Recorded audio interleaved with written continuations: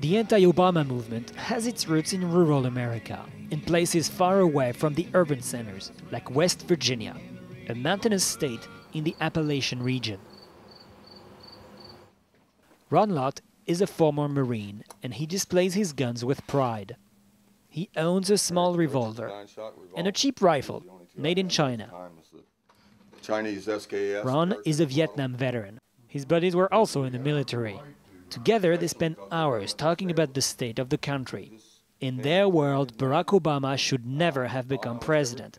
They believe he was not even born in the U.S. He's a Kenyan-born nationalist, and I believe that any man that wants to hold the highest office in this country who can't produce a birth certificate is a fake. There are other reasons why Ron and his friends have still not accepted the election of Obama. They think, for example, that he's a Muslim. And what's worse, in their eyes, he could be a socialist. If you look at the whole health care plan and things that he's done, it is all socialism since he's been in. So there we go, you know. A tough welcoming committee greets these Democratic activists.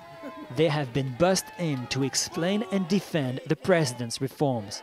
But their job here is hard. Last November, Obama lost badly to John McCain in this region. Go back home! Ron and his friends are here, of course, to make their voices heard. But the Democrats dismiss this type of disturbance as coming from a radical minority. 55% of people in this country are in favor of reform.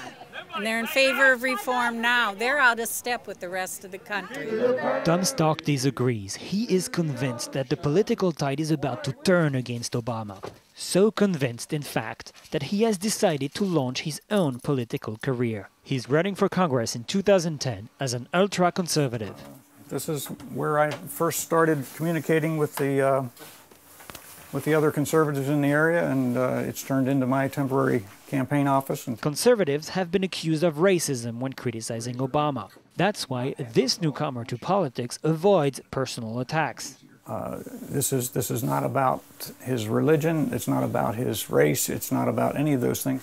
What it's about is what he is trying to do in the way of forcing more and more government decision-making into our lives. 1 year after his election, Barack Obama remains popular. But for Tom Stark, there is no doubt that what is now a disgruntled minority will soon turn into a conservative uprising.